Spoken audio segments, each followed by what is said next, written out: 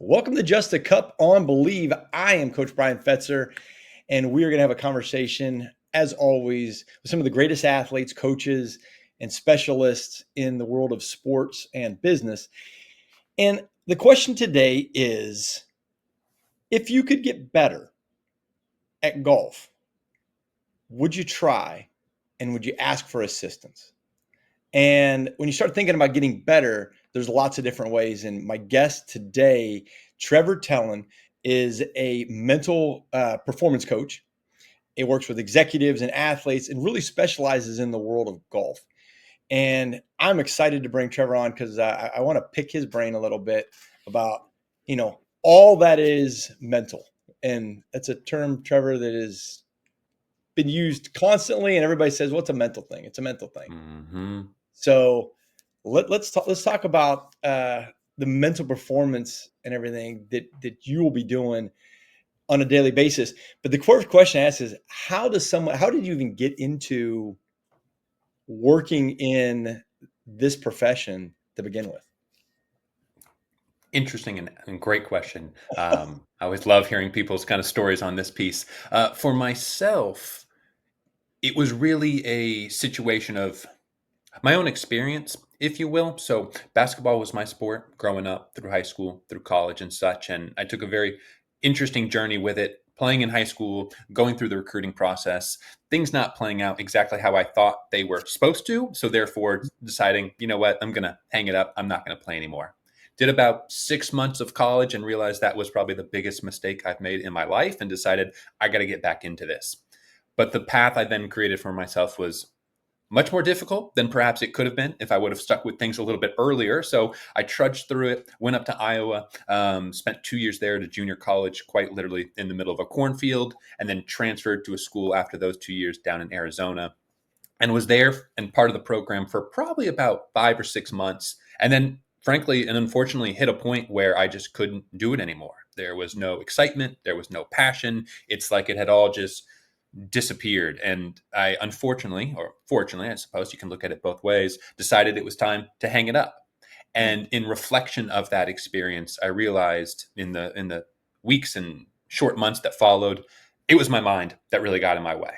I know the physical capabilities were there. I know the potential was there. I'd seen it at points in time. But when it mattered most, for some reason, I couldn't quite put it together. And that really got me intrigued of, okay, what's going on here in between the ears? Why can everything beneath the shoulders be ready to rock and roll, but what's up here is not quite on board? And that really kind of started the fire. I had a great chance to intern with Trevor Moawad, who I hold as one of the greatest mental performance coaches out there. And that really just kind of solidified it. I love doing this work, and it was off to the races from there. So, own experiences and the pain of it. Yeah, our own experience is always kind of the best learning tool. Would agree. Would agree. 100%. What school in Iowa? I'm curious. I mean, I started off coaching the junior college route, so you know Oh, I'm yes. very familiar with the JC. Yes, it's a North Iowa Area Community College, or NIAC for short, up in Mason City, Iowa. Yep, yep. It's amazing. I still stay in touch with a lot of my athletes that I coach at the junior college level, and it's great to see how they're doing Yeah. because junior college in itself, it's a challenging aspect because a lot of those athletes, they might be there for grades, they might be there because they Hmm. didn't quite have the exposure coming out of high school. Sure. And the mental side of being in junior college is a tough road because you don't have great Absolutely. facilities, you don't have great travel, Right. those things. Do you think that played into it at all? Kind of the thought process of what you had to go through at a JC? It certainly did in probably a variety of ways. And I think as I think about it now, I'd say one of the ways it impacted things the most is just the ability to be empathetic. I think, as you're mentioning, like it's not a straightforward path. It is bumpy. There's a lots of unknowns, and in a very short period of time, it's not like, oh, I got these 4 years to do what I do. It's I got about a year and a half to figure it out, and then I need to make it somewhere else. So there's pressure, as you mentioned. You don't have all the resources really at hand, so it makes you be more resilient, makes you more adaptable. And I think now, when I'm working with athletes and seeing the journeys they're going through, I can put myself in their shoes just a little bit better because of it. So you specialize, one of your specialties is working with golfers. Hmm. And Masters week, Yes. just came about and went. Um, what what makes golf so unique from a mental side? Mm. Wonderful question.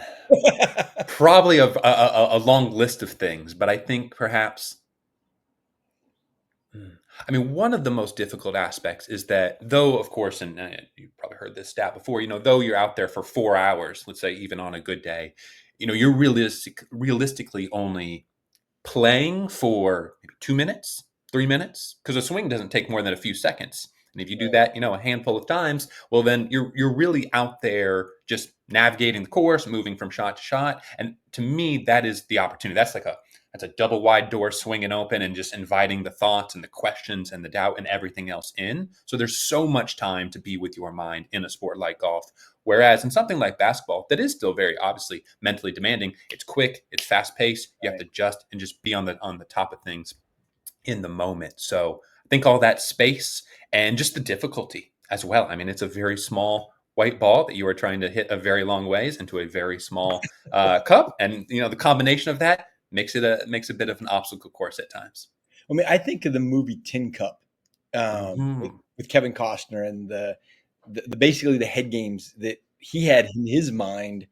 Great golfer, but never kind of made it because he Sure. took too many risks, or he Hmm. kind of put it out there. Is that something you see with golfers, that you work with, that maybe they take too many risks, or on the flip side, they don't take enough risks? Yeah. Oh, 100%. And I would say it's what makes it even more complicated is oftentimes not black and white where I'm this person and I always play it that way. It typically is dynamic in the sense that it flows with the round. So if they're playing great, that aggressiveness might go up, but all of a sudden now it bites them in the butt. Or vice versa, they might have good momentum, but now they want to play it safe, almost from more of a scarcity mindset where that can be, a disadvantage as well. So being able to kind of toggle and shift and adapt to what you're noticing, what you're feeling, but also what's going on. It's just more variables at hand to play with. So my wife and I went to the Live golf event down in Miami the Uh other week, huh. and very first time I'd ever been to a Live event, and I'm so used to the traditional Sure. events like the Masters or the Memorial. Sure. I've been to the Memorial in Columbus before. I wouldn't say I'm a golf fan, Yeah.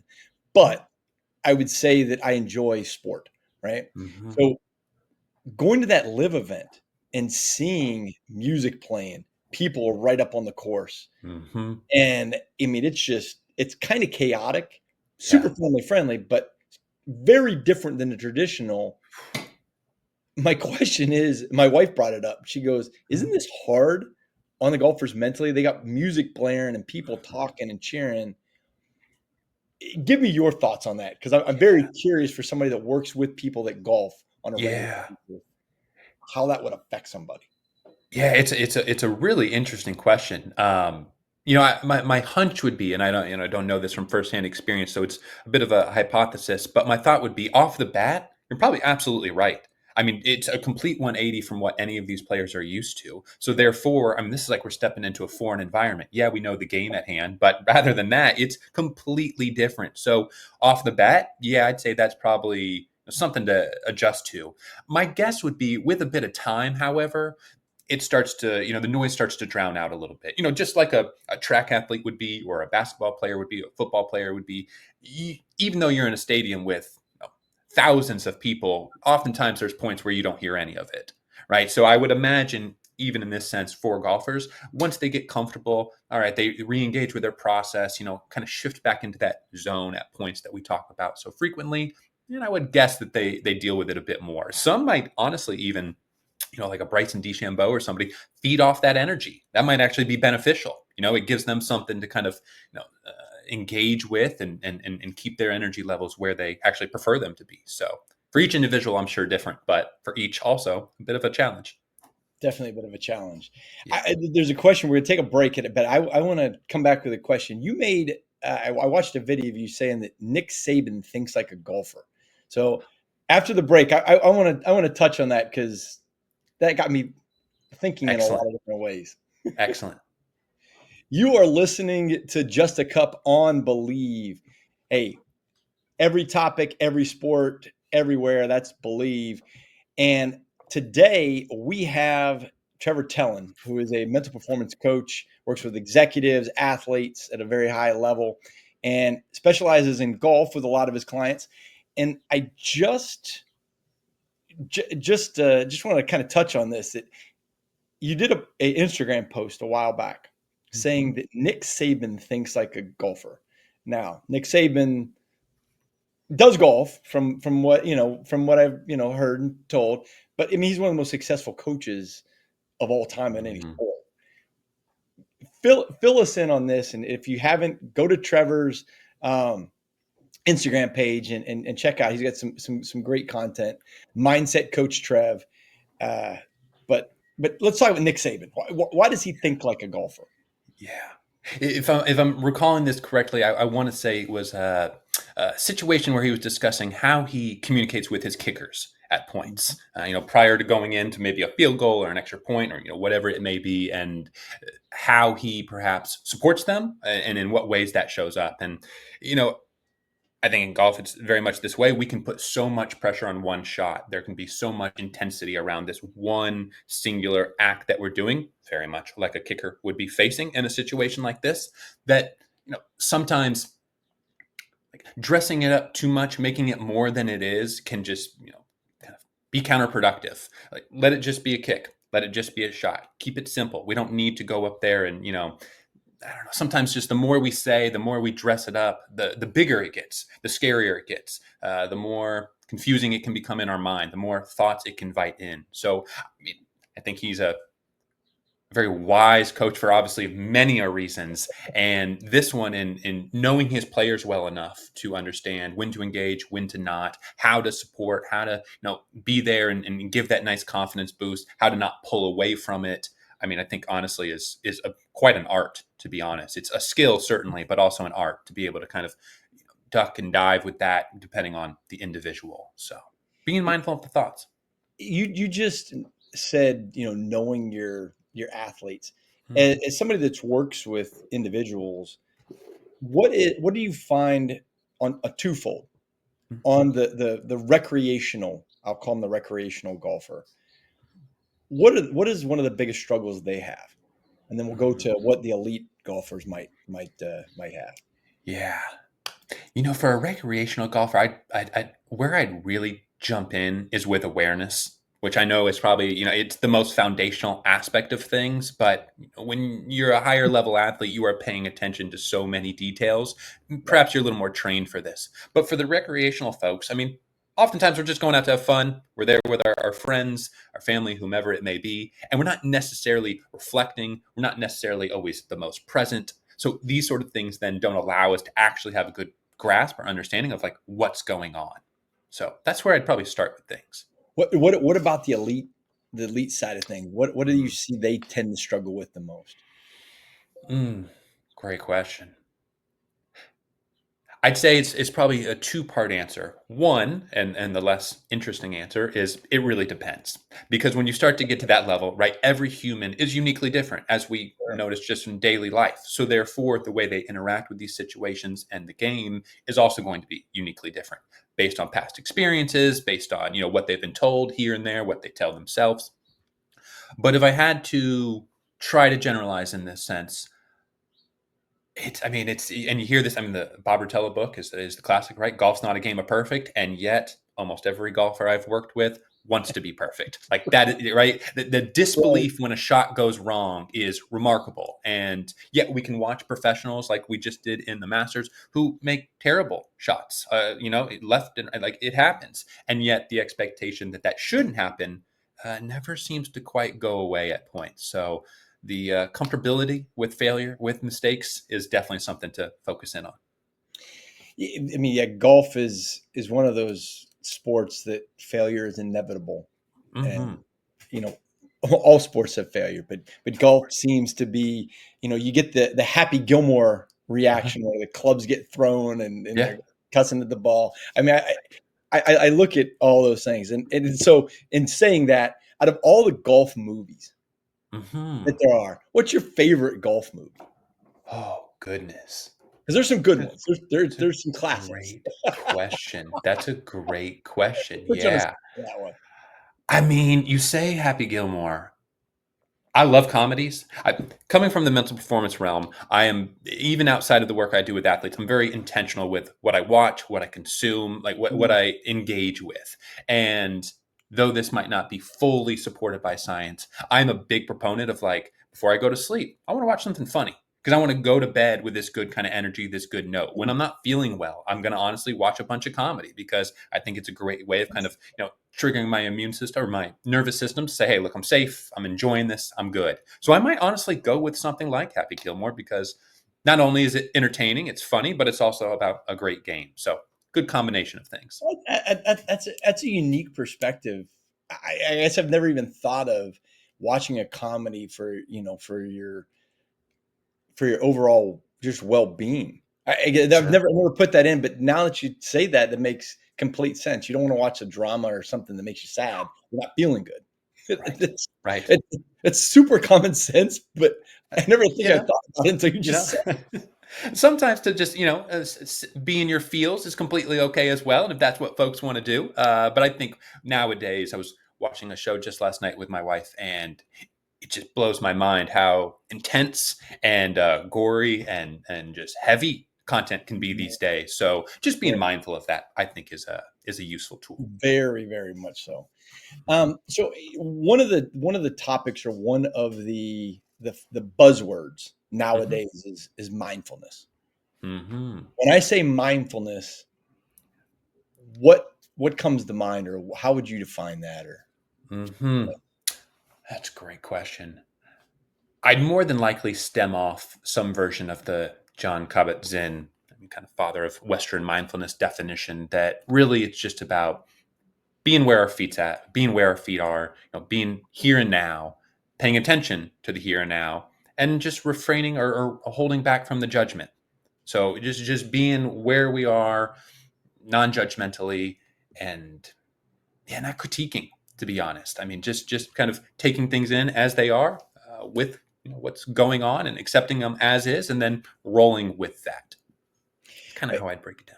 and you've mentioned a couple different people along the way. Where do you go for your mentorship or your Hmm. kind of insight to kind of help you go to those next steps? Great question. A variety of places would be the simple answer.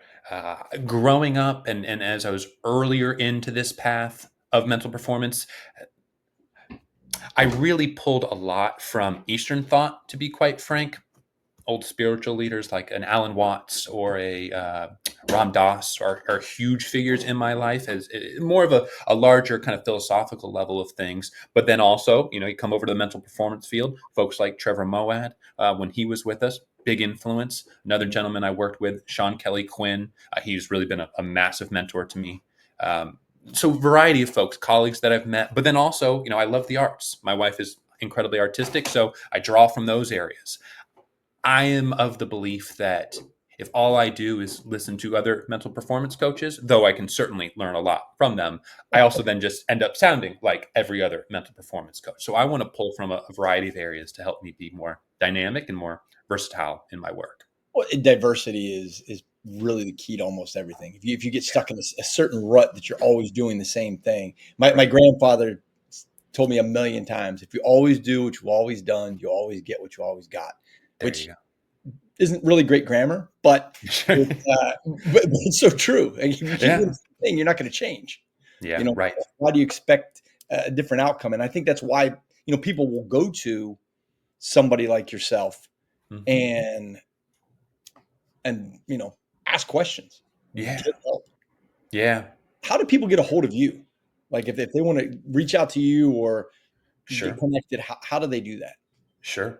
Instagram is certainly probably the easiest and most straightforward way. I'm on there daily. I mean, hopefully getting content up, but also I love to interact with folks. There's a good handful. It's what I love about social media, quite frankly, though there's many drawbacks. It is also social. So we should be social. So I love kicking up conversations with folks there in the DMs and such. If Instagram is not your wave of things, then email is always great. It's just trevortellin@gmail.com. pretty straightforward. Pretty And simple. then very soon here, I will have my website back up on my Instagram account as well, just getting reworked a smidge. And you can always drop a line in there, and I'll get back to folks ASAP.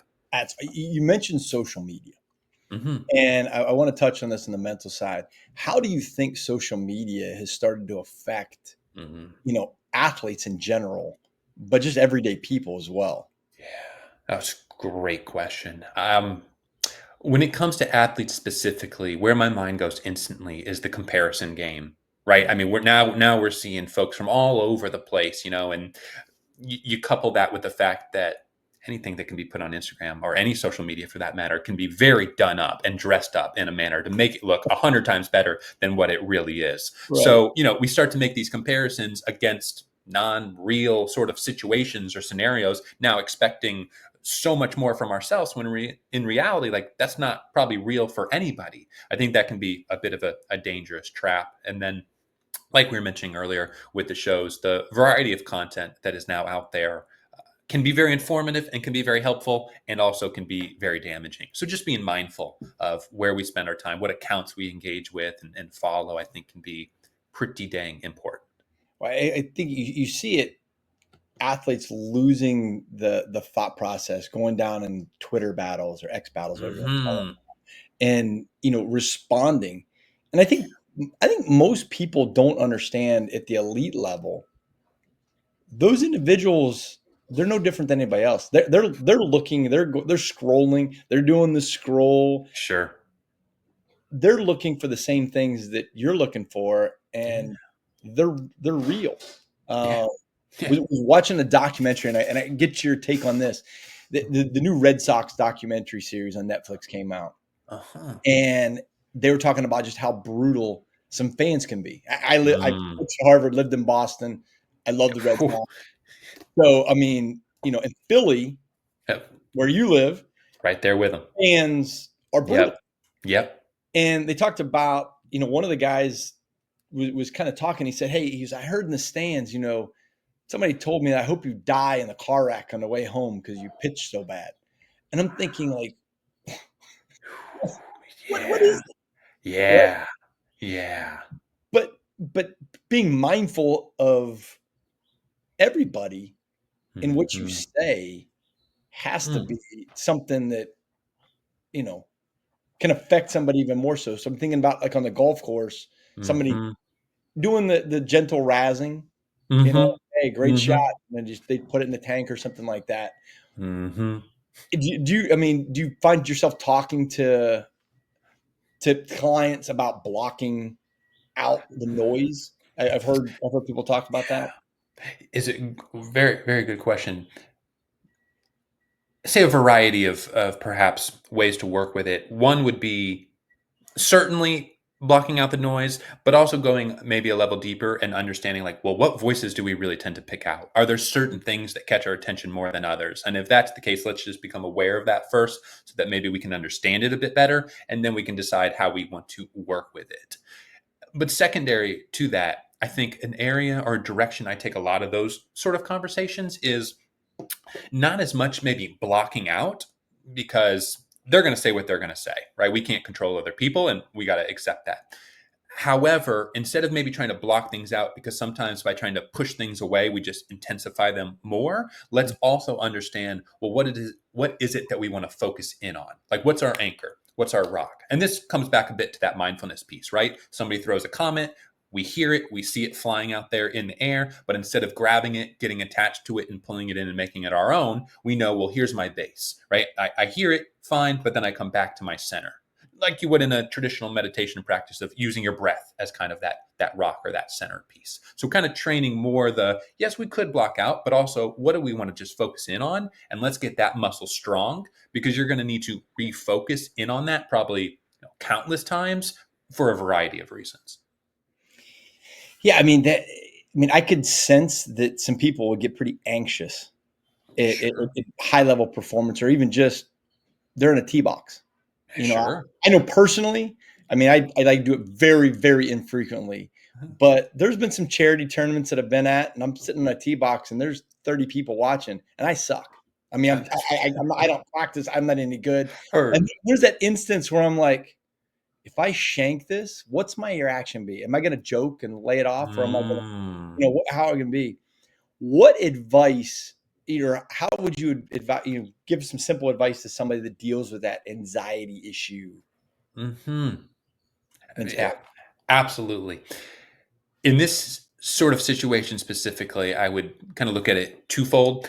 One would be, let's remember our breath, right? I mean, we hear this obviously hundreds, if not thousands of times. Take a deep breath, and it is incredibly simple, yes, but I love this expression. It's simple, not easy. To do it and Mhm. to actually have the result from it and be disciplined with it is not easy by any means. Like that's a true skill to build. So one piece would be physiologically, let's have a tool to kind of down regulate. Breath is the easiest, it's always with us, no problem. But the second piece would be, again, almost like our last brief discussion here around the comments that may come in, is let's have a process. And in golf and in many sports, that's your pre-shot routine, right? What are the 2, 3 things I do right before I let it rip that helps me center, get focused, and be process oriented?